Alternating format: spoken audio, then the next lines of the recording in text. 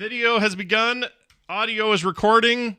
Double check. All right, we're good. Here we go. You like that? Double check. Yo. Double check. Yep, Check. Girl, I like check. We're going to be a rapper one day. All right, here we go. Yeah, one day. It begins in 3, 2, 1. Gentlemen, start your engines. If you're looking for a crash course in excitement, welcome to Super Sprint for playing your Nintendo. The white car slingshots into the lead. Watch out, someone's blown an oil pan. Oh, the yellow fellow's in a world of hurt. He's out of control. The leader's just raised the stakes. He's added turbo. Oh, what a finish. Super Sprint, only from Tengen. It's not for Sunday drivers, okay? Available at Farmore and the Electronics Boutique. Oh, Electronics Boutique. Did somebody blow an oil pan? Yeah, they blew an oil pan. Look out. All right.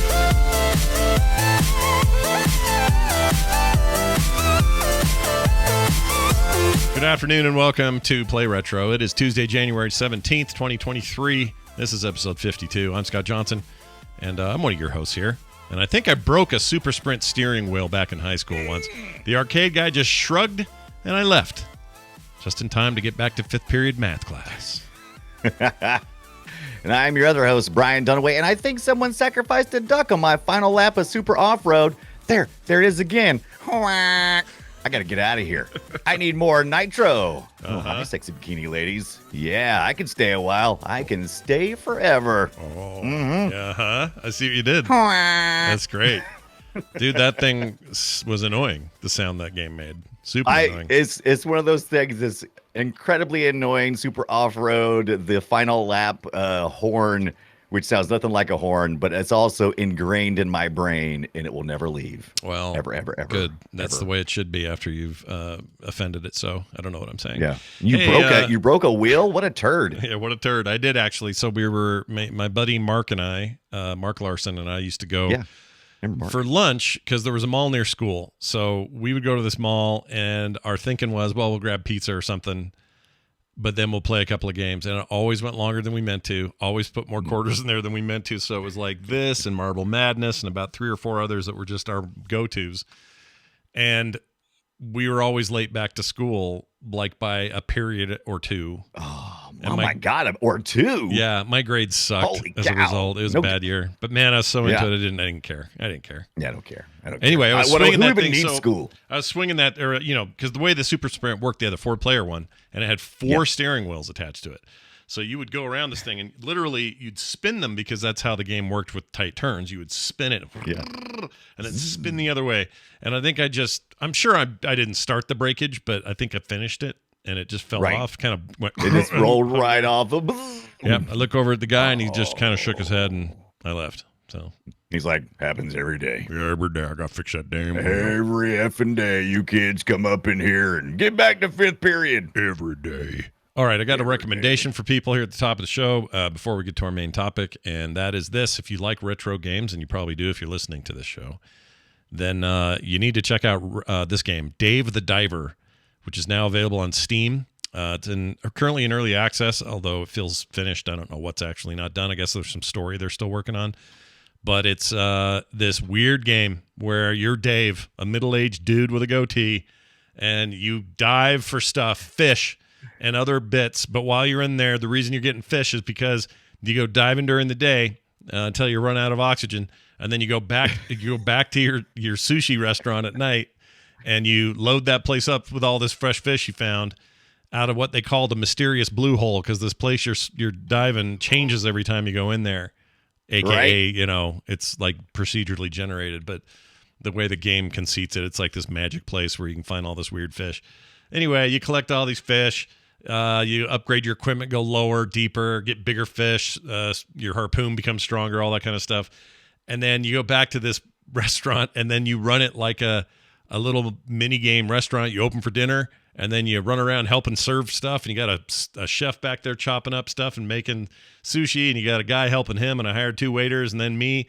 And we're just running around, and I'm filling people's weird little Asian teas and giving them sushi. And by the end of it, you get a star rating and a bunch of cash, and then you go do it again. And during all of this, there's some story stuff, but it's kind of chorecore. But it's such a fun loop. I'm completely addicted to it. Cannot wait for people to get their hands on Dave the Diver. And what's it called again? Dave the Diver. Dave the Diver. Yeah. Can we dive it?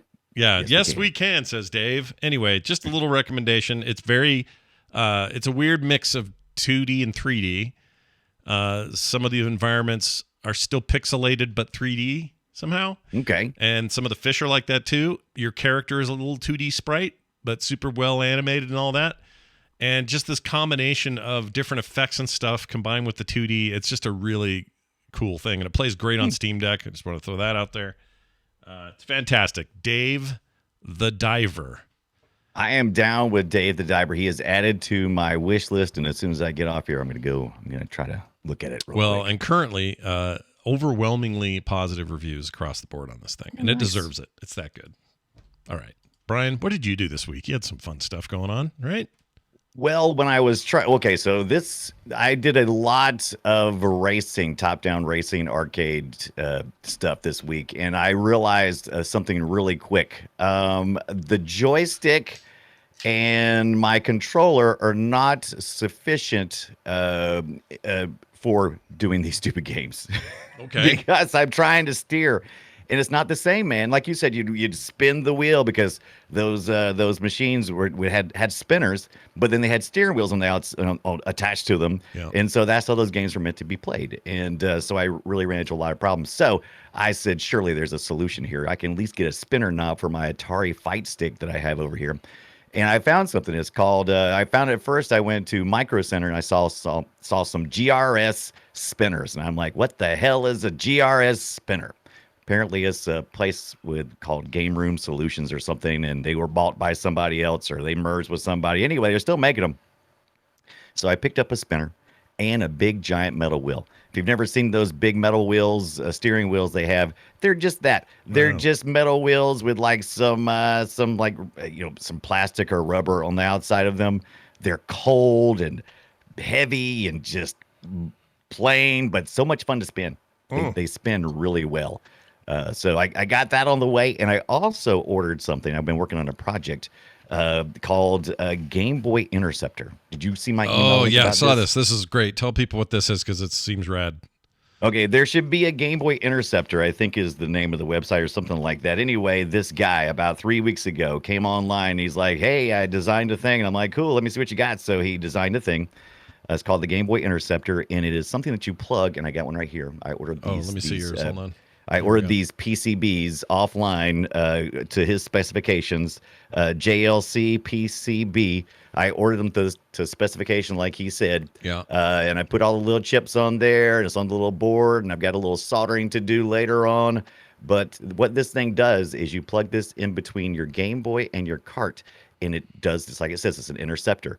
On a USB-C adapter, which you hook to a computer that's got some software, and it captures your inputs. So when you make a move on your Game Boy, it emulates that onto the software, which is emulating the game, and that input goes into there. So you can play online and stream the game through your emulation on your PC, but you're controlling it using your Game Boy Interceptor. So this guy's super wicked smart. Not only that, the thing looks like 1-to-1, man. It looks great. It is. It looks fantastic. So the guy is playing The Legend of Zelda right now, Link's Awakening. So like I said, ordered some of these. But the thing is, when you order something like this, since it's custom ordered essentially, they're like, if you order 2, it's like $80. If you order 10, it's like $180. So they're only like $18 a piece at that point in time. So that's what I did. I ordered that many. So as soon as I get everything figured out on this stuff, we may be giving a few of these away on stream. Why not? Because it was going to be like almost $40. So he's 3D printing right now. He's 3D printing the little case that goes. So you have to 3D print them, or do you get them printed? Okay. You're going to do it. Yeah, I could. He has a place where you can just have them. There's plenty of 3D places online where you can have them printed already. Right. And you had a choice too. And I ordered these from the JLC PCB. When I order it from, you can choose just to order the components and you can solder all the stuff yourself, or you can give them design specifications and they'll put all that stuff right there on it for you. That's so amazing. I went the easy route. That's really cool. I think it's way cool, and I Yeah. can't wait to give it a try. Do you think Nintendo's weird about this stuff at all? Do you think they get freaky? I was worried they might be, so I saw it. Somebody sent me a link. I think it might have been by Andreas. Remember Andreas? Yeah. I think he might have sent me the link like 16 hours after the guy posted the video. Yeah. And I was like, oh, that looks cool. I ought to try that sometime. I'm like, wait a minute, Nintendo is extremely litigious. They're gonna take all this crap down. So I got on the internet immediately and ordered all the stuff. So yeah, I wasn't waiting for Nintendo to make their move. No sirree. Well, don't sit around waiting for them. They ain't gonna do it. No. I think this is cool, and I can't wait to see what you come up with it from it. I think that's rad. I've heard of other stuff for like, not Game Boys, but other devices. Like I can't remember what it was for. Maybe it was a GBA or something. Because Nintendo, famously, their devices are just hard as shit to, like, show Reverse off. engineer and And if it didn't have an HDMI bypass point or HDMI port, then you kind of like can't use traditional things like what are they called, the capture devices and stuff. So there's no real good solutions. It sounds like this guy smart enough to figure this shite out, and he did it. Yeah. Like I said, it's really all it really is doing is just intercepting the data in the game coming through and sending that to your emulation software so that the emulation software can synchronize with it and then capturing the input as it comes back through. So it's smart. It's smart because I guess it's literally dumping the ROM as well into the emulation. So I'm pretty that's excited about it. cool. That's awesome. So you can do ROM dumps this way as well. I don't know if you can do ROM dumps or not, but potentially you probably could. I'll bet you could. Why not? It's somewhere. literally intercepting the code. Why wouldn't it do it? Yep. You would That's think so. cool. I hope Nintendo doesn't get weird. Like I said, that's the reason why I jumped on it. And I was like, I could just do two. And I was like, it's only like $80 for two. And that's all I really need, just me and maybe a buddy. And I was like, wait a minute. Nintendo's going to crack down on this crap. I better get it now. Yep. Well, go to there.oughta.be is where you're looking. Right. It's a .b domain. And there's a whole history of the whole damn thing. Yeah. All It's right. amazing. The guy he just lays everything out. He even got like on his YouTube video, I believe, he even has it where you can click on links and it'll add stuff to your cart, and he steps you all the way through the cart. 'Cause it's very complicated. If you've ever done any PCB design online, it can get complicated. It can get weird, man. The specification. Get Get weird. So. real quick. Yes. All right. Well, let's get weird on top-down Real single-screen quick. arcade games that are racing games. How about that, guys?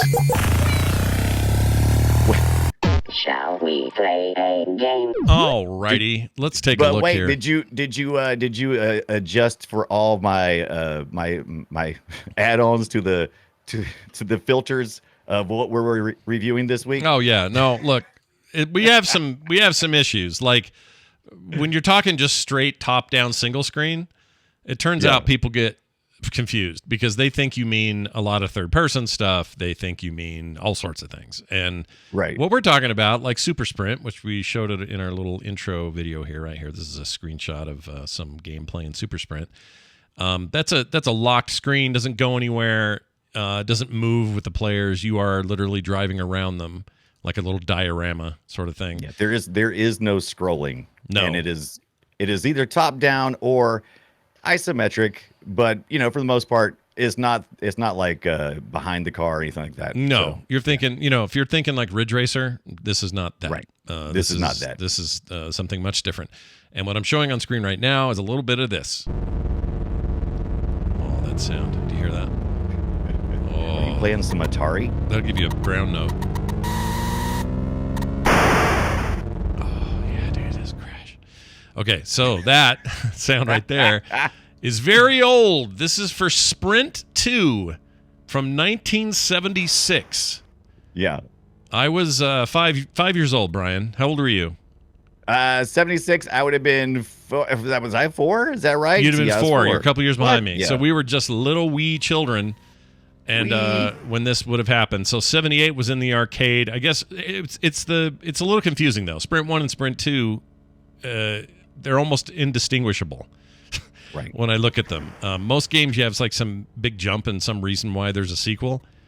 Nah, not these, man. These are. But this is not a sequel. I didn't know this until like today. Right. When I was reading something. I was years old when I learned this. today. Yeah, I was today years old when I learned that Sprint 2 came first in 1976, and then Sprint 1 came later. The designation of the 2 and 1 was not which in the series it was how many players. So Sprint 2, which came first, had 2 players, and then Sprint 1 later in 78 only had a single player. Right. And then there was Weird. 2, then there was 4, and then there was 8. And you might say, did they just skip a bunch of freaking number? Like, what is this, like Final Fantasy coming to America and they F up the numbers or something? No. Right. This was, we didn't think of it in the 70s. Nobody knew what games were, let alone sequels, right? Yeah. So this was their way of saying how many people could play it. So literally Right. Sprint 2 was 2 people, and 4 was 4 people. 8 was 8 people. It wasn't sequels per se. It wasn't sequels. I got so confused with that. And 8, Scott. Oh my God, 8 people around a weird. Did you get did you find like an image of it, because it was this kind is of hard to awesome. find. Yeah, you but gotta see there this. was there's 8 steering wheels, people. Yeah. There's it looks like it's a cocktail type, but you're standing at it, and I think there's there's literally 2 on each side of a cocktail. Closest And I could get wow. to is this one with 2, but imagine this, but with 4 crammed in there, and they curve a little Yeah. bit in the front on the 4 one. I can't find the picture Right. of the 4th. But these are wild. I would kill to have this machine. Even just the I put a- 2-wheel machine, I would love to have that. The in my house. 2-wheel machine is cool. So that's Sprint 2, the one that came out first. It's Yeah. it's got one of those spinners. So if you've ever seen a spinner for an arcade game, like especially for Pong, and it's just 2 little knobs, and you turn them back and forth, and they're free spinning. They just there's no friction or anything. And you spin them really fast. All they did was they took a steering wheel and put that on the little spinner knob. Yep. And they said, this is worked how we're great. going to interface with this thing. It worked great. It made Yeah. no sense, like, because you could literally go around a corner. The way you would turn is not just, I better turn a little. It was Yeah. like spin your wheel, and your car would kind of and curve around the thing. But the fun was in the spinning, and I don't know how they ever tuned that to be not too much or not too little. It's tricky. wild, because I think that's what I was thinking too, because I think it's the acceleration. I think they must have already figured that out, because if you spin it really fast, it doesn't necessarily go 1-to-1. It just keeps reading that you're spinning. And as long as it's going in that direction, it'll keep spinning in that direction that you're spinning in. Yeah, and then you But grab you it would to think stop too. it. You just grab it and Yeah. it goes, "Er!" And then Yeah. you're no longer turning. Basically, is how that worked. So I posted a link. If you look at the very bottom, there's a YouTube video of Sprint 8 at the arcade. I don't know if you see that one. I missed it. in Let's see in that this. box. I didn't see this. Let's take a look. But it's fun, because I watched a little bit of that, and I noticed that people were more modern people were trying to steer it like my it was a Lord. resistance wheel. dude. Look at that. I want Cocktail that. stand-ups, got your acceleration. There's 2 wheels on each side of the square. It's set deep into a cocktail table. It's just wild looking. And that one's got the color screen, which I think the ROM supported later on, but Yeah. it wasn't by default. It was just black and white. So this is a fully functional, original. Do you know this video? I mean, this is 12 years ago, yeah. so I don't know if it's still Yeah. on. This is 12 years ago, but yeah, this was a fully functional This was a machine in an arcade somewhere. Damn. Right. I Look at remember that. this thing. I remember seeing this in an arcade and being blown away by it. And this was around the time my dad got into the arcade business. This was Right. definitely on the table as in terms of one that we would have in an arcade. They were really expensive. They'd have to be. They're outrageously large too. But I want to play paying- one. He was at the time. I think you were paying up $5,000 or up on one of these, maybe Oh, yeah, more. yeah. They were expensive. But look at how many token slots, how many quarter slots is that, man? That's I know. 8 quarter slots. You're Yeah. taking in $2. If you can get a whole crowd in there, that's $2. Coming or you do 50. large. I guess they weren't doing 50 cents back then, but you could change it. Yeah. You see that old guy there? If we're watching the video, we'll post this somewhere where everybody can see it. But the older guys are kind of like spinning it, and some of the other people are like trying to actually steer it like you would with a resistance type force feedback steering wheel like you have today. Plus, this also had straight drive, so you had to shift gears. You had 4 gears you could shift into, which by the time I really started playing race games, I would always choose to not do that, because I was just a kid and I didn't know how to drive no stick. Right. No, I never did stick in the arcade unless I had to. Right? It's still to this day. Although with a real car, I love driving stick. Love it. Yeah. I don't trust it with video games for some reason. I don't know why. whoever's driving right now in the video that you're showing, I can almost guarantee you they are not using a steering wheel because they're doing exactly what I do, which is run into everything, which is what happens when you use like an analog stick or a D-pad. You just can't make those fine adjustments that a spinner knob can. Well, good news, dude, because I know of a game that came along not long after this. Well, a little bit after this. I shouldn't say not long. It definitely came out later.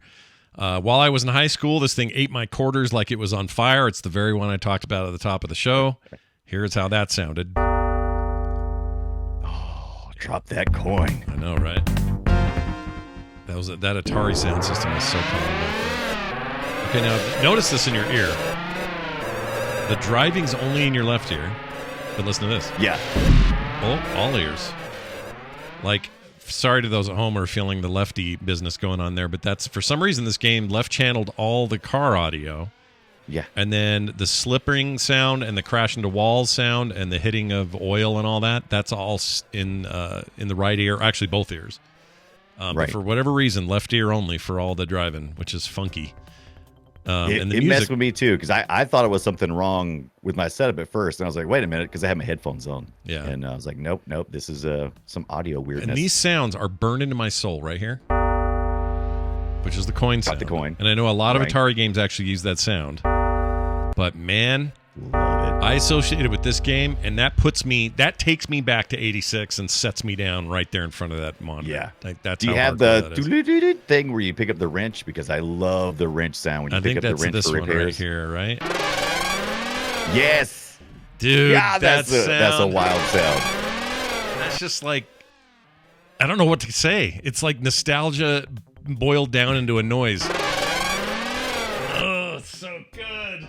I don't know what it is supposed to even mean, I but don't I love either. it. It just like climbed up your spine and said, "How's it going? You want to Yep. get another wrench? You Yep. know you do." Yep, and this game was all about flipping that wheel as hard as you could. Like I said, I broke one. Well, I think I did.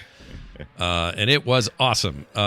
This is an amazing game. Gosh, what do I even say about it? Well, there's some things that I never knew. I remember playing this, but I don't remember the tornado. But there was always a tornado floating around, and if you got hit the tornado, you'd spin out. That was one of the big challenges in these sprint games is the spin out. Yeah. In the first or the Sprint 2 and the whatever versions they are, you would hit an oil slick and you would spin, or if another car ran into you, you would spin. But with the CPU, no. But then it continues on in Super Sprint and Champion Sprint, which I never played, but it's supposed to be just like more. Super It's more Sprint. stuff. It's a little more intense, faster. Me and my buddy Mark didn't. My memory is we didn't like the newer stuff, the Right. sequels. I think they were. I felt like they were just artificially pumped up on speed, which just made them harder. Which Right. just meant more quarters got eaten, so it felt like a little bit of a cheap trick. But I absolutely loved it. We're looking right now. There's a photo up of the 3-wheeled version. And they made a couple of versions of this cabinet. One was like this, where it was stand up, and you had the screen sort of facing you. There was also one a little bit more like the 70s one, where it was 3 players still, maybe even 4. I don't remember, but the screen was down, like not sit down, but you'd look down on it when you stood over it. And man, the time I spent playing that shit. Yeah, I usually saw the 3 players of most of the games we saw this past week, which would be the 3 steering wheels. You stand next to somebody, and it was usually just like that. These are one of the games that were usually just hop in, you play, you don't talk to anybody because you got to be paying such close attention to what you're doing. This is the first time I had seen a race game where you upgraded, and it may be the first time, but it was the first time I remember seeing where you upgraded your car in between. So you would pick up cash while you're racing the tracks. There'd just be cash laying on the ground, by the way. That's how just they cash handled laying on the ground, which totally makes sense. It's a sprint race. That's what you see. Real sprint races are like that. You knock somebody and their wallet falls out, and you just run by and pick it up. Yeah. And golden wrenches, you find those too. But yeah, I upgrading your equipment in your car, it felt progressive. It did, felt like yeah. you could progress literally. That's There what weren't we a were lot of doing. games that were doing that yet. This was new in that regard. Right. And I also there's nothing quite like the feeling of spinning that wheel to make a turn. You can't replicate it on a gamepad. You just can't do it. No. It's playable. Like I played this today and it was fine. Yeah. but it's not what I want. What I want is that wheel spin, which makes sense that because you're Brian Dunaway, and you, of course, go run out and buy a wheel. That's what you do. Duh. Yeah. I sit here. It was only $80 for the nice little spinner knob and the steering wheel. I mean, was that how could I resist? Yeah. Well, I kind of debated about it first. I was like, well, first of all these games this week, really hard to get a hold of. The ROM sets and stuff, I was having trouble because usually I use the FB Neo built into the RetroArch, which it's got its own standalone too. But I had a lot of trouble finding the ROM sets that contained any of these games. I played Sprint 1 and 2 on my Mr. FPGA. I played Super Sprint. I think I played it. I think I had to get a ROM. I think I had a MAME current ROM for that one. I located on archive.org, but it wasn't easy.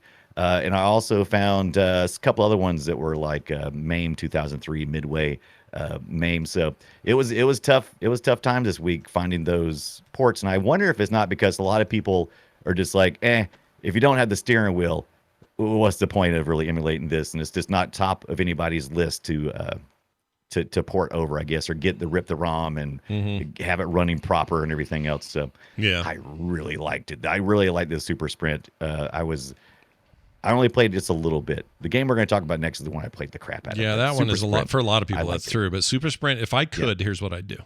I would get a wall size. I don't know how big it'd be. Still do 4x3 or whatever the ratio was, but do a giant screen of this. But still the 2D Super Sprint, right? And then a couple of little pedestals that you stand up to with wheels and sticks on. Yes. Just set that up for me and whoever wants to play. If I would look, rich people, you're all boring as shit. You go to parties and you buy 30 cars. Who gives a poop? Do stuff like this. This is what you want to be doing with your time. That's what I would do. I want the whole wall just full of Super Sprint. And like 30 steering wheels for us to all just stand around. And I love this one. I love this was 1986, and of course we all know Atari has great art. And the opening screen for this game is beautiful if you've never seen it. So if nothing else, go look that up because it's just a beautiful pixel art of a car, a sprint car. It's one of my favorite eras for Atari in the arcades. The home stuff I could give less poops about at that point, but the arcade stuff, just great sound, amazing graphics for its time. I love little bitty cars on a little bitty track. Because that's what I was trying to figure out what was attracting me to these games. And it really is. It's a translation of what a lot of us do. I got our little Hot Wheels cars, and we like to run them around and, on the floor. And that's kind of the position you have. You're top down. You're in God mode with these little cars, and you're driving around and racing them. And this is just a continuation of that, right? I miss it. Like when a new game does this, I get excited and I buy it because I think it's a cool, it's like Diablo versus like Skyrim. I understand the value of being first person and all this immersion and this whole new perspective, but there's something special about pull that camera up and look down and see more stuff and feel like you are running a toy almost. Yeah. I miss that. There's a couple of games in VR that I've discovered that I really like those experiences because it's cool to be like to immerse yourself into a first person kind of position in VR, but it's also a lot of fun, kind of being in a God mode where you kind of like picking up little characters and moving stuff around. That's why I like that Demio game is so much fun that way. It feels like you're picking up pieces and in a little miniature space and all of that. Moss is also like that, says the chat, and the Wraith is correct. Anyway, it's all good, but this is where people really spent their money, and you probably don't know the full title, everybody. You think you do, but you put a quarter in and went like this. Oh, maybe that was Sprint, but this is what happened. It's probably safe.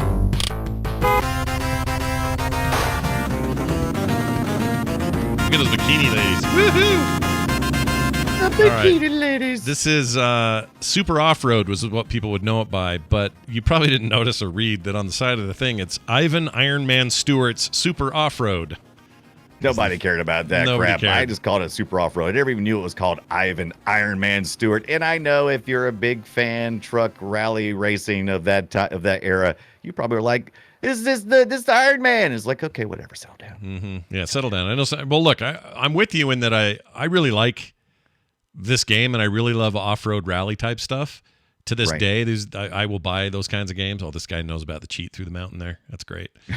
He really does. Yeah, there's a real cheat in that board. Anyway, it is just an evolution of this. It's set in a lot of dirt with a bunch of jumps, very like stadium stuff, and your trucks felt floppy and skiddy, and kind of had a weird physics to everything. That's not super realistic, but very fun and intense. And this is top level business when it comes down to top down racer stuff. I really, really like it a lot. It really changed the game, because instead of what we had seen up until this point was all of these cars on these flat tracks.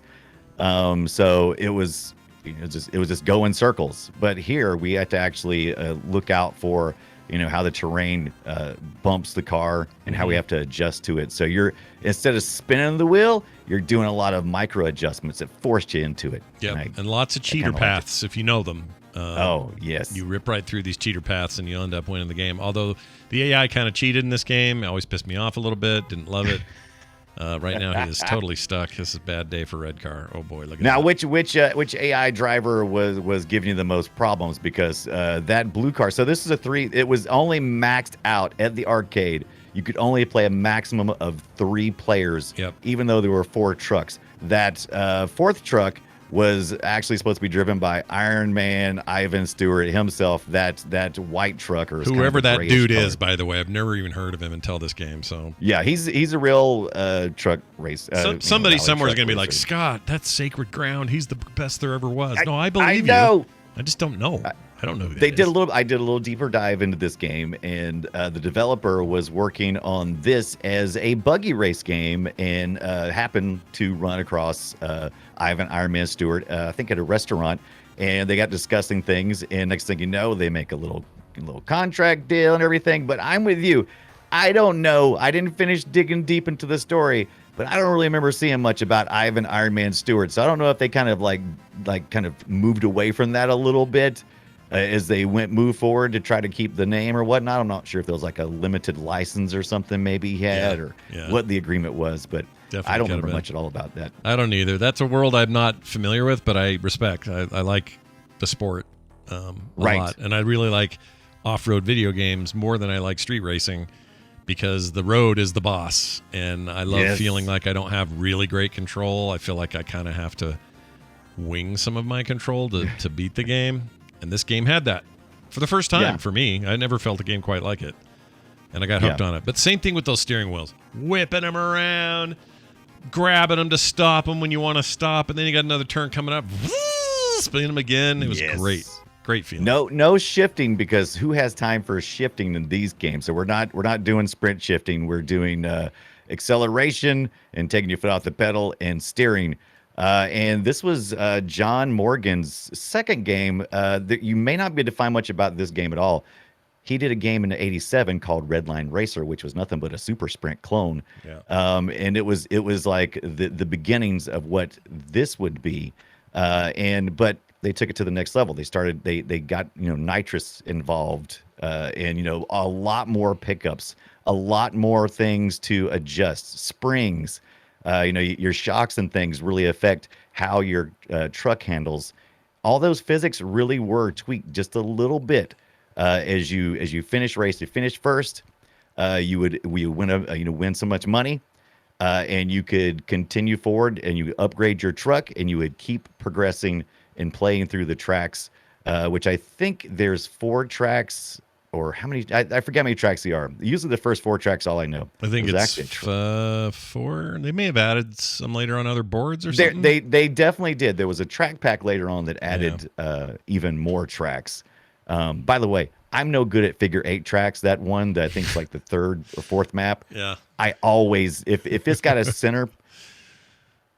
centerpiece in that 8, and the cars are crossing over. Any type of crossroad section, I'm always going to screw up, and I'm always going to lose. It makes me so frustrated. Yeah, not only that, though, that game didn't have this. Well, they didn't have OSHA gates everywhere the way that Super Sprint did. This thing had big open holes. Run you over. Yeah, you go flying off into the other part of the track you're not supposed to be in. You're just hosed. You got to go find your way back. Drove me crazy a little bit, actually. But a lot of fun, a lot of freedom. Very cool game. So some of the other drivers, by the way, if you could play single player, which was not as much fun. It was still fun. It's all right. But if you played Iron, Ivan Stewart was always racing against you. He was always AI. But you also had some people I don't know. Maybe these names mean something to you. But the red truck, if you weren't driving it, it was driven by Madman Sam Powell. Oh Lord. The yellow truck is driven by Hurricane Earl Stratton, and the blue truck is driven by Jammin' John Morgan, the developer of the game. So isn't Jammin' John Morgan is just like pounding beers? Oh wait, that's not John Morgan. Yeah. Well, who's Captain Morgan? Isn't he John Morgan? That's right. That sounds is he? I can't remember. John. That sounds right. I Captain can't remember. Morgan, John Morgan. Yeah. Chat will have to tell us. I Anyway. didn't dig into any ports on this game. I did, dude. Until- Genesis was like, "Hey, what if we had bikini ladies like the arcade?" And Nintendo's like, "What if we don't?" What if we treat women with respect? Yeah, I loved it. What Nintendo don't. Yeah, Genesis. This is the only one that I genocide. did. Yeah, This is the only one that I did get into the ports. The rest of them I did not get into the ports. But this one, it is off-road's almost always fun on every one of the ports I saw, except for the Game Boy. That was a little bit tedious because it's not the fixed screen like we had talked about. Yeah. It actually scrolls, and it's very choppy. slow and laggy. But man, the Genesis version. Genesis, we've talked about it before. Genesis is really good at anything that needs quick and fast sprite animations, and that's what we needed here for the Super Off-Road. you know, it's funny. The console did kind of have "quote unquote" blast processing. They just weren't honest about what it's called or how it worked. Yeah, what it actually was. Yeah, right. because it was a thing. It was a rendering technique or technology or whatever. Their chip did it better than Nintendo's did, but it was too technical to tell people in advertising. So they just said, call it blast processing, and off we It's go. blast freaking process. But as always, the Super NES won out with the audio. They always did. Yeah, they always did. But the Genesis had a little better color palette, in my opinion. And they did have the Spirit, which was, it's funny because the arcade version was like almost somewhere in the neutral zone of being, sexy bikini ladies. And Nintendo was very conservative. And then Genesis was like, yeah, arcade, but what if these ladies were really stacked? Yep. No, you're right. It's funny how they the Genesis is I don't know, that was their thing, right?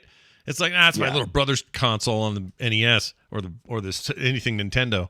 I'm playing on the cool one where the boobs are bigger, When their boobs are bigger. bigger boobs. Oh man, but I loved collecting more nitrous in the arcade game. You started out with 10 nitros. One of the things I did not like about some of these ports, since you were using a console instead of pumping quarters in, which by the way, you pump quarters into the Super Off-Road at the arcade, you would get some nitro and some some money to spend. Yeah. It was pay to win. It was pay to win, dude. It's pay to win. At home, you would have no nitros. You'd have to collect them as you started. And I'm like, oh, come on, man. I like to be able to blow. Because they're not trying to get your quarters. You already paid them your $49. Yeah, you already paid them $40. Let's make it hard. That's right. I Jerks. wouldn't mind playing that game right now. That's the one I spent the least amount of time with. Again, the lack of steering wheel really made these a little hard. They did. You had to play these with just a regular old. If you're on the NES, which had a version. That game's okay with it. D-pad. That one's not bad. Yeah. It's not bad. It's okay. Yeah.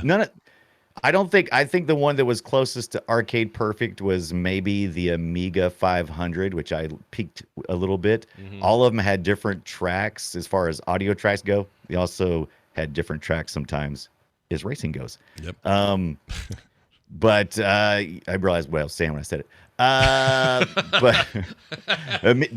But the Amiga 500 seemed like I played this for a couple of minutes, and that one seemed to be the most genuine, almost arcade perfect experience. Yeah. But if you want to play this today, then you might be better off emulating the PS2 Midway Arcade Treasure 3, I believe, which has several race games on it, including the Super Off-Road. It is arcade perfect. How's the control, though? You just analog stick it and... Analog stick, which is a little bit better than a D-pad, but a little bit. Not by much. Not much. a little bit. And there's a steering wheel available for the PS2, so I guess you probably could do that too. I don't know if it interfaces. It doesn't with it or not. spin though. Is my only problem with it. I'll bet it works, but it doesn't do the whole. It's not a spinner knob, right? No. I wonder if they ever made a PS2 spinner knob. I doubt wonder. it. They were all making locked ones. wonder. They do them like real cars, I think, in that era. Right. I mean, I could be wrong, but it feels like that was Right. I see something. I don't know.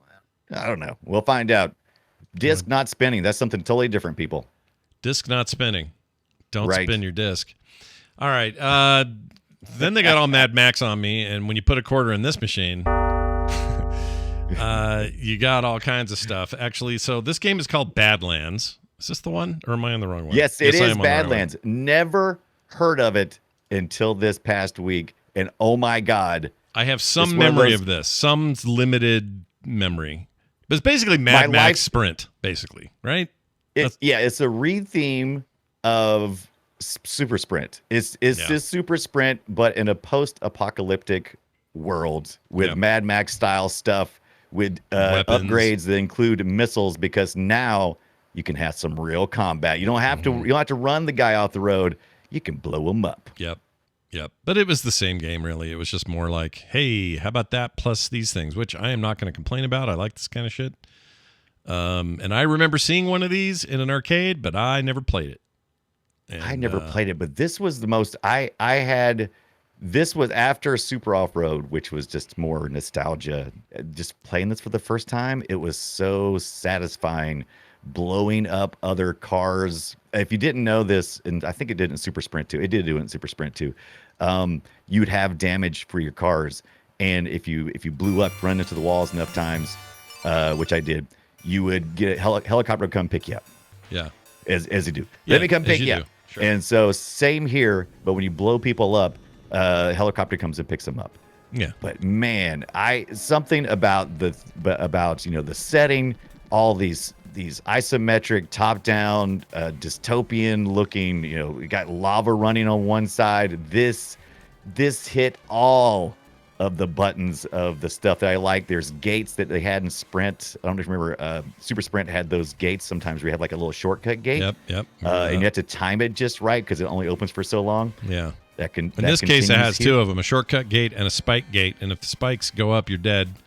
Yes. If you hit the gate, or if you hit it too soon, you'll get hurt. If you go through the red gate, you'll be okay if you hit it because it just barriers you, but it slows you down. I mean, it's really just Sprint with a few of those. It's Super tropes Sprint thrown in with there. some, but I want the pixel art is oh my God, because Super Sprint it's pretty basic. Yeah. I mean the tracks are pretty basic. There's not much to look at. It's just some square little pixel cars racing around. This one has like flames coming out of the back of your vehicles as you're taking off, and there's right now they're in some kind of shanty town where people are living in tents. Mm-hmm.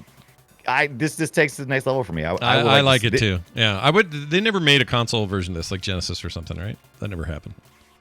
As far as I know. don't believe so. But I do believe this one just came so late. It was just overlooked. Yeah. A lot of people didn't see it, including myself. And I really hate that I missed it because it is super freaking fun.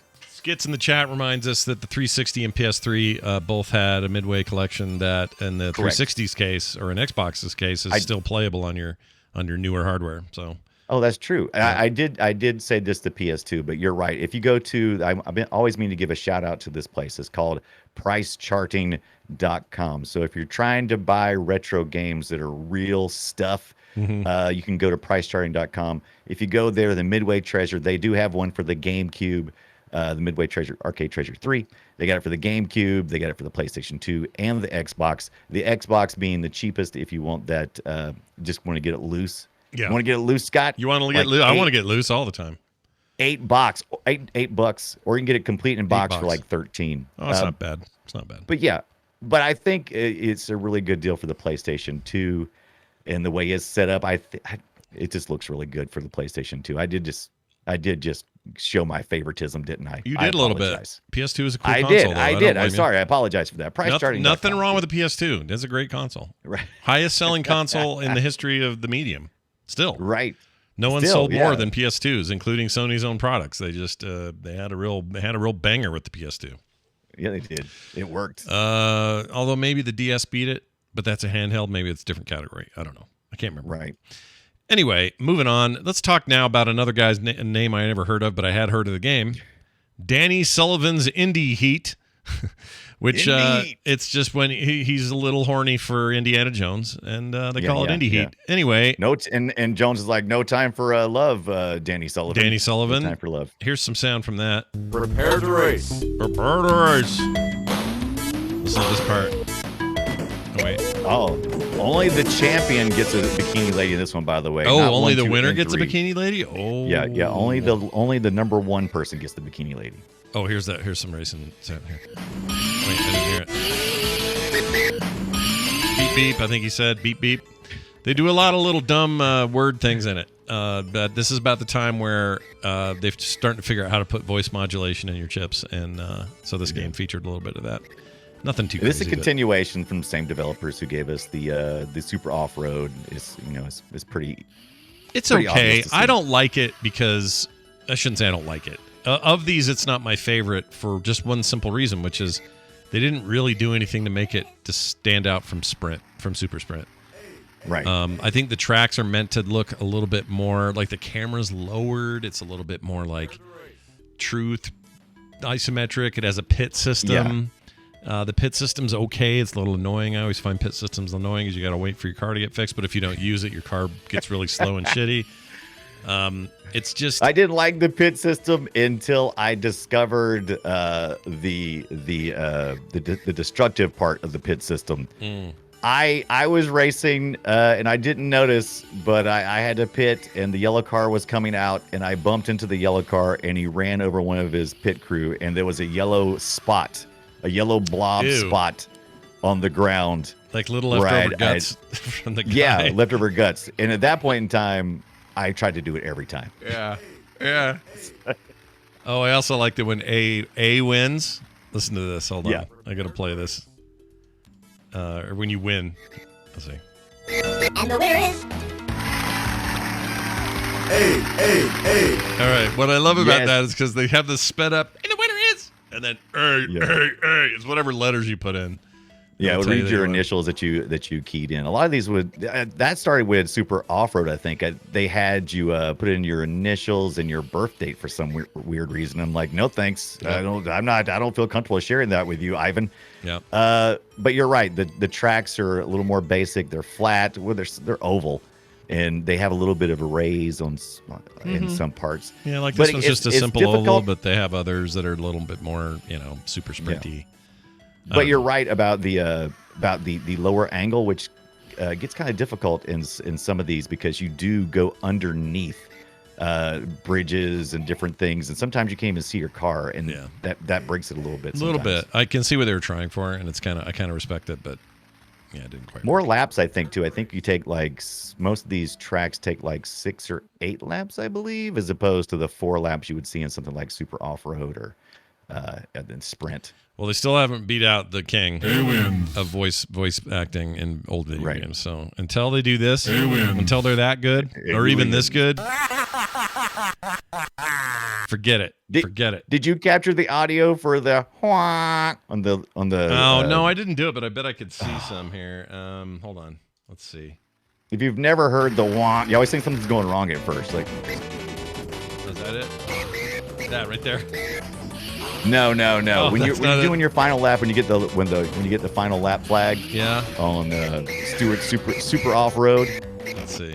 Oh, is it Super Off-Road? Not this Danny Sullivan. Yeah, that's business? right. No, not that. No, Super Off-Road. No. Well, Let me see if I can find it. I can't find it.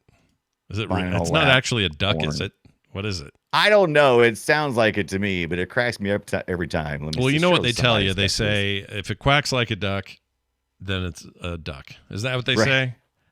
That's exactly what they say. I'm going to find the stupid WAV file. I'm going to send it to you. All as right, soon you as do I find that. it. You do that. Yeah. While you do that, I'm going to mention a couple others that just deserve a mention. You mentioned Redline Racers, Super Sprint clone, but it was okay. And the off-road guy made it, so he had work to do.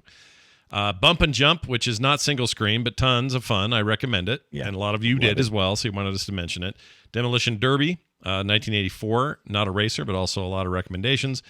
Hot Rod, also an arcade game, not single screen. This was a Sega game. And then the one that got the most recommendations from my angle, like the most people talking to me, was RC Pro-Am, 1988 for the NES. This is not a single screen game either, but a lot of people recommend it. It was made by Rare Software, who rarely made anything bad, right up until they were sold. They did real good. So anyway, RC Pro-Am, worth playing now. Like today, good game still. Very good. I wish they would maybe remaster one like that or something. They probably won't. Then there was a lot of 8-bit and 16-bit console and computer ports. These were not arcade perfect, like you mentioned, but they got there here and there. They did okay. The one that you're probably thinking to yourself, Scott, why have you guys not mentioned Micro Machines? Any of the Micro Machines? Right. And there's a reason. There's a reason. We're doing a whole episode about them. Okay. Yeah. Not tomorrow or not next week, but soon, sometime. Yeah. We're talking. Can't wait. Because I love those games. Oh my gosh, I love them. So much. Especially the Super Nintendo. Jeez, what am I, 12? Nintendo. We don't have an N in our name. It's Nintendo. That and the PlayStation game I played to death. And I want to talk more about them. Micro Machines are awesome. Yeah. I agree. Anyway, there you go. That's your look at these things. Go to your arcade, get in, and drive. Because that, unless you're crazy like me, that's going to be your best chance for a good experience in emulating these things, is going to an arcade somewhere that still has one of these up. If you find like one of those all-day arcades where you pay one price and go in and you play a bunch of you play some new stuff and a lot of old stuff, you might get lucky and find that out there. Yeah, we got a bunch of them here locally. They're called nickelcades, and you literally play with real nickels. Right. But you pay a cover fee. It's like $2.50 or something. It's cheap. And then you go in there, and then you go just plunk as many and they give you a ton of nickels, and you just go spend them. And I want to say the one in Midvale, for those who are locals, the one in Midvale near the Fashion Place Mall, I'm pretty sure that one has a Super Sprint with the wheels in there. Ooh. I'm pretty sure. I cannot be 100% sure, but I think that's there. I believe. And we're doing that thing in Vegas again this year in April. And we're doing that arcade thing again, and I'm pretty sure they've got at least one or two wheel-based racers. Man, if you found like an 8-player one, oh, dude, that would make me happy. That would give you hairy growth. That would give me the hairy growth. That's right. Okay, let's move on. We got to do this now. This is our Guess Our Game segment. Destroy it. It's where we both take audio from an old game, we play it, and we try to see if each other are smart enough to figure it out. We do give hints, though, and I will start with mine. This is a late... Nobody looks at 07 and says, ooh, retro. Okay, I understand that. Right. But it's a Game Boy Advance game, and that had been around for a long time by then. And we do count GBA here and there, so I think I can be forgiven on this. But 2007, GBA, here's your audio. Oh, that's sweet. Shoplifter 2000. No Choplifter involved. I can promise you that.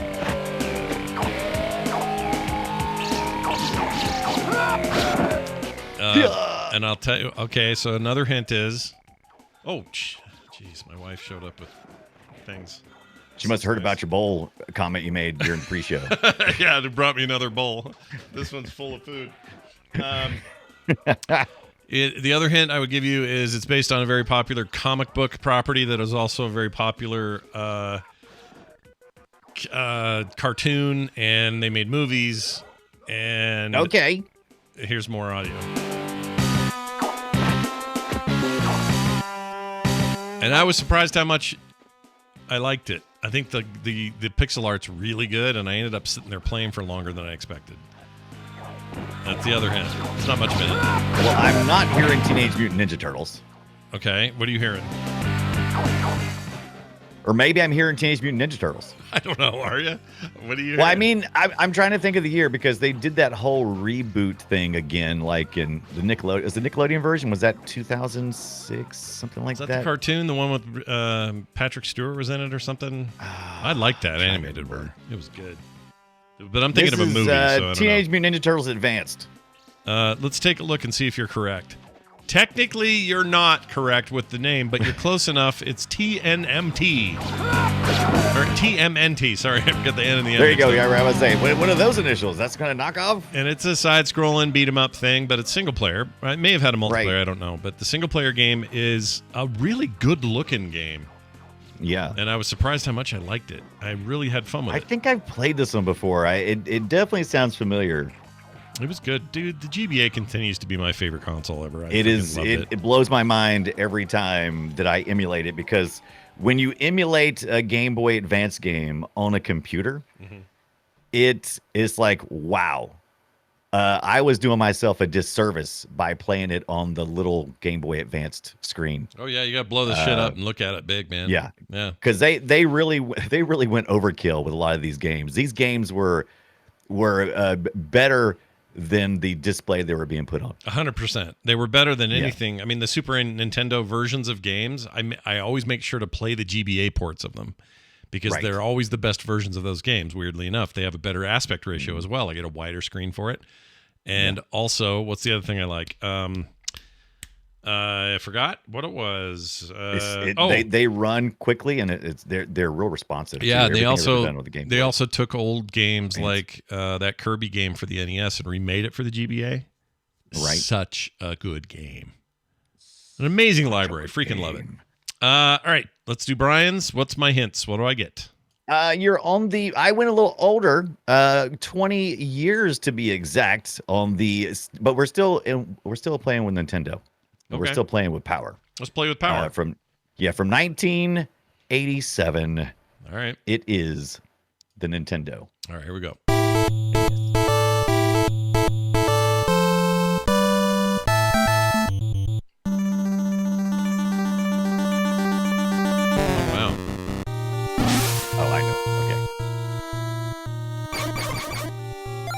Is this Ghosts and Ghouls? No, that I can hear that. Okay, hold on. Oh, this is so familiar. It's Kid Icarus? Oh, that's a good guess, but I'm gonna say no. Ice Climbers. No, not Ice Climbers. I had to think about it. Give me another hint. Side scroller? Probably. I assume a side scroller. They all were back then. Sorta. Yeah. You could say side scroller. Yeah, sure. I could. Yeah, you could say side scroller. I don't know.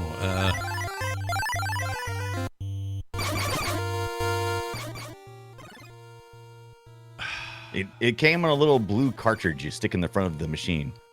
A little gray cartridge, yeah. Just in the front of the machine, in front of the NES? Yeah, you would load it into the front of the slot-loaded. Aren't they always that? You always did that. That's just a cartridge. You could also blow on the pins if you wanted to. To clean it? Okay, so that's unique. Exclusively to this NES game from 1986. Yeah, very exclusive. Metroid, first Metroid, maybe? No, not a Metroid. I give up. I have no idea. All right, give up? Yeah. How about the chat room got it earlier? Look at Tyan83 said Jaws? Jaws, what? Jaws also got it as well. It is Jaws. Is it good? And how is Jaws? It is side-scrolling, underwater, swimming, attacking, that kind of thing. So, yeah. Are you the shark? You're the shark. No, I don't believe so. You play the you're the man. Am I what's his name? We got to get a bigger boat. That guy? Yeah, you got to get a bigger boat. You're a scuba diver. That's all I know. I don't know if it's what character are you supposed to be playing? I haven't played it in a while. Are you so playing? That's a good question. I don't know the story behind it. Who's the gruff dude that gets eaten in the end? He's the James Bond villain. Not Keith. He has like single name. Karachi. Kirby. Quint. Quint. There you go. Good job. Karachi. I don't know where that came from. All right. Well Karachi. Done. You stumped me. Nice job. You did it. Yeah. And the funny thing is, if I had left in like 3 seconds from the top of that video, there's no doubt you would have got it because, I mean, they played the Jaws theme at the top. And I mean, it's just definitive, super easy. I could see that. All right, let's get to these right here. Welcome to the treasure room. All right, this is a text. We got a text here to read today. This is our little feedback section. 801-471-0462. You can also leave us voicemails. I encourage it. I'd be happy to play them here. A lot of people don't know you can do that there, but you can. You can also send us these texts. Here's one from Ye Old Fan. Oh, Ye Old. Oh, how's it going, Ye Old? Yep. He says, "Good day, fellows. It is whispered in the shadows that ye shall once again be discussing racing games. So I must pen a message extolling the virtues of RC Pro-Am AM. Oh, Pro-Am, sorry. Oh, yeah. Sadly, this gem is not arcade in nature, but remains constrained to ye old NES. Even so, it would be remiss to not mention it. May you dapper chaps always be retro. Sincerely, Ye Old Fan." I like that because of how he wrote it, which is why I used it. Otherwise, yes, we did talk about that game today. Yeah, and a lot of people, like you had said RC Pro-Am, because once again, I think last week we said like top-down arcade racers, and I think what everybody heard was top-down racers, and we started getting a whole bunch of recommendations, which were fantastic, and I did not notice so many people passionate about top-down racers in general, but we got a lot of console recommendations, so we're gonna have to revisit this, but in a different angle probably. But yeah, a lot of passion for top-down racers. Oh yeah, Surprise. And this game in particular, people are freaking out about. Yeah. Which is great. Love it. I want to play more of it as well. Again, that number is 801-471-0462, or you can send us an email at playretroshow@gmail.com. Our next discussion, finally, we're talking about Earthworm Jim, the entire series. But not just that. We're talking about Earthworm Jim, its creation, Dave Perry, who turns out to be kind of a ding-dong these days. Nobody likes that guy? There's been a roller coaster ride from Earthworm Jim. Yep, but Earthworm Jim 1, 2, and 3D. There's also one called Earthworm Jim Menace 2, Menace to the Galaxy kind of rapper style. I never played that one. I'm kind of interested in it. That's one of the reasons why I wanted to do this one. Yeah, I'm curious as well. I'm a little surprised that game never saw any kind of recent resurgence or remake or something. Right. I just thought I thought there'd be more from Earthworm Jim. And we'll talk about maybe why, but that original 16-bit era Earthworm Jim business, that's on the very next Play Retro. Very excited about that. I do want to mention some new patrons this week, and the reason that I would like to really focus on them is the following. These are people who signed up in the wake of me saying, hey, if you sign up this week, between now and next week, I'll send you the Kirby wearing pants stickers. Here's one here, chat. There we go.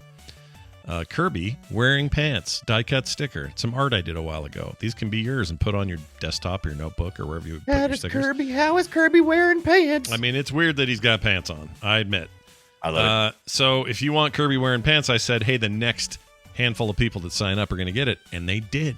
So the following people are getting on the back of my car. JP is getting one. Stephen Nguyen, Christopher Ray, and Nate Banilla Warford. Ooh, I like that hyphenated. Fancy name. Nathaniel Bonilla of Warford.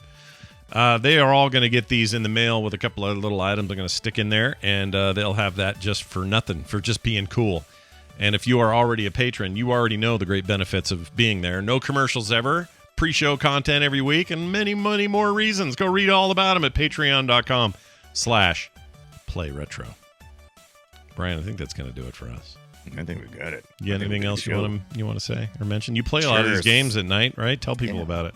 Yeah, 6 p.m. Eastern time, usually Monday through Friday, and any night that I'm not doing the Play Retro show. Don't expect me to be at two places at once, but I do that as well on the weekend. Twitch.tv/Brian Dunaway. I'll be playing some Earthworm Jim this week. Come by and tell me your favorite Earthworm Jim game or just your favorite Earthworm Jim story and how he touched you. Don't do it. And how Dave Perry is a jerk. All right, that'll do it for us. Thank you all very much for being here. We'll be back next week. Go play something retro. We'll see you then.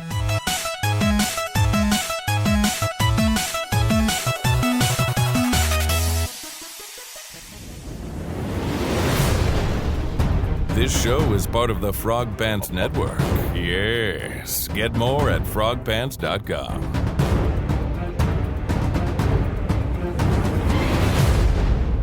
The Electronics Boutique. Oh, man. Oh, the Electronics Boutique. That took me back to hear that said. It